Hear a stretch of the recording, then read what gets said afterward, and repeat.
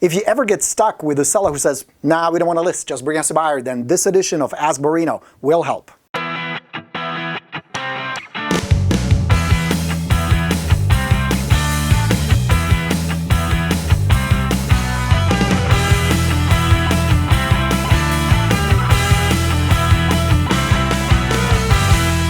Hi, it's your coach Borino. Welcome to another edition of Ask Borino.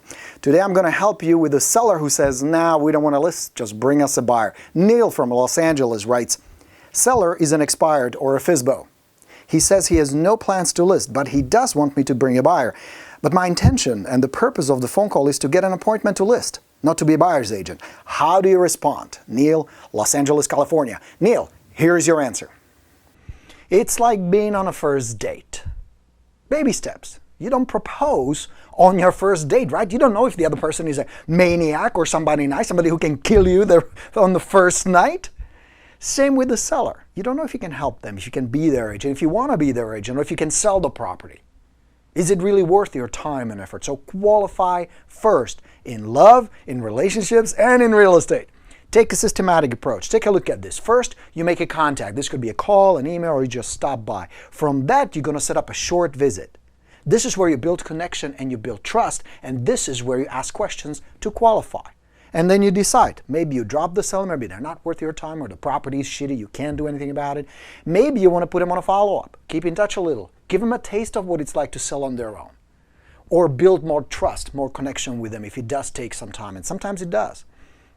And then go for the listing appointment. Now the critical part is right here. I'm going to explain to you in just a moment what that element is that will decide how soon and whether you're going to get the listing appointment with the seller.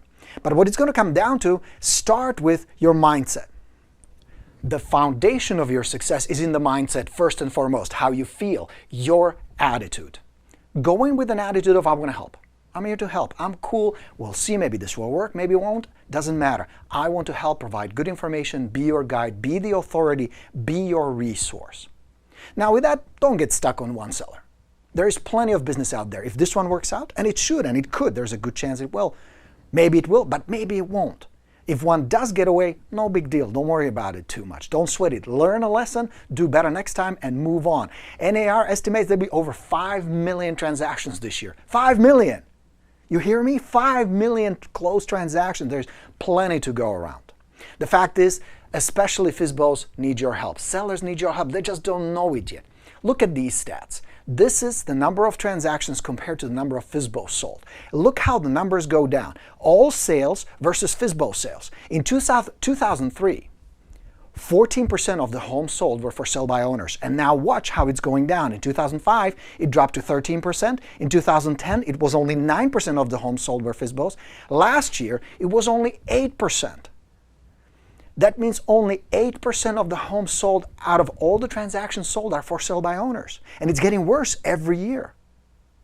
So that means sellers need your help. They have no closing, no marketing, no selling abilities, almost non-existent. What it requires on your part is an approach that's confident, that's competent, and that's in control. So let me show you a dialogue that will help you set the frame where you come in as a confident, competent, in control, high-status agent. Here we go.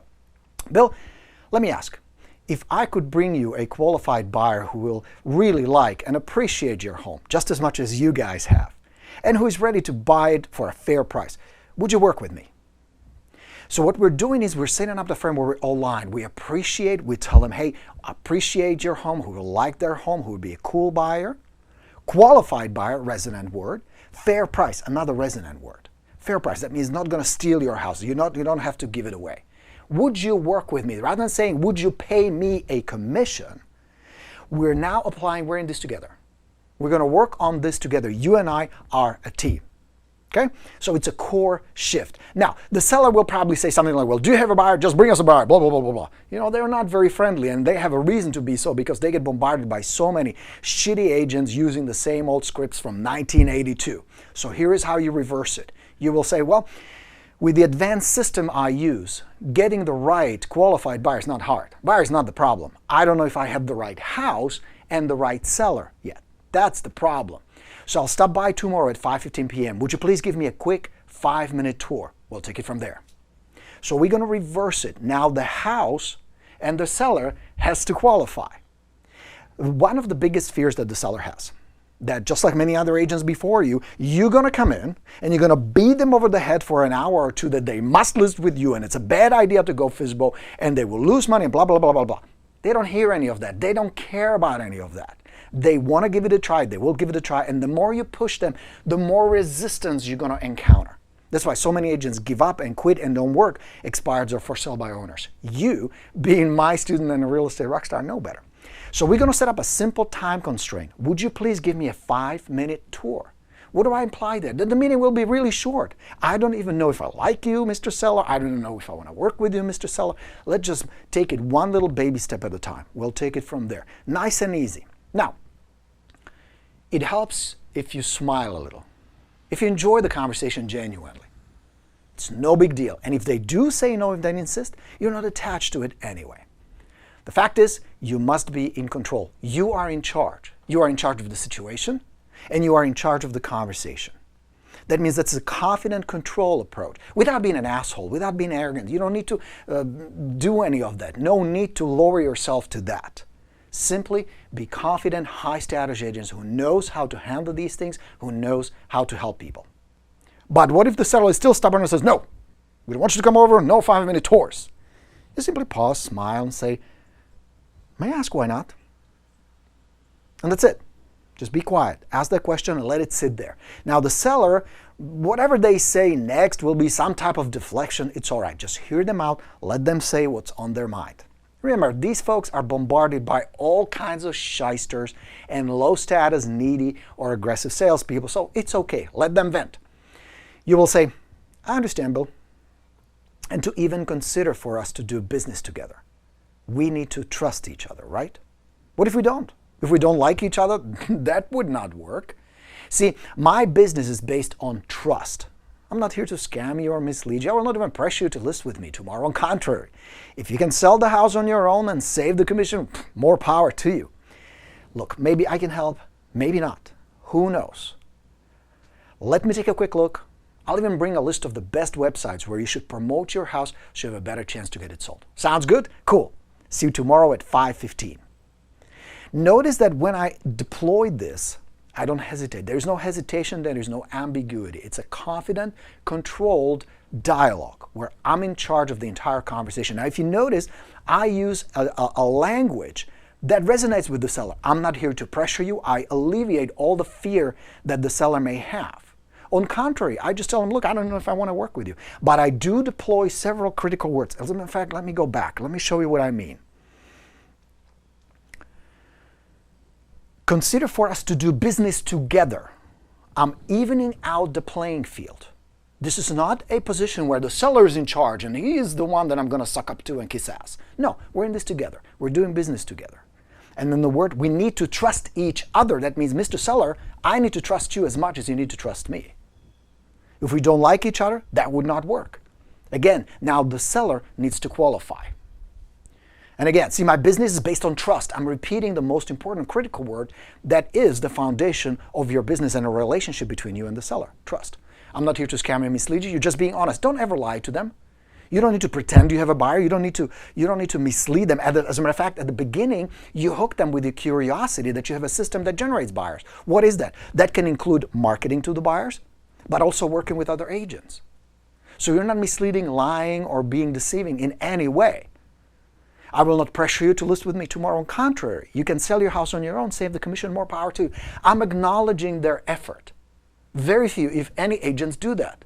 Most agents will fight, most agents will convince, and most agents will lose.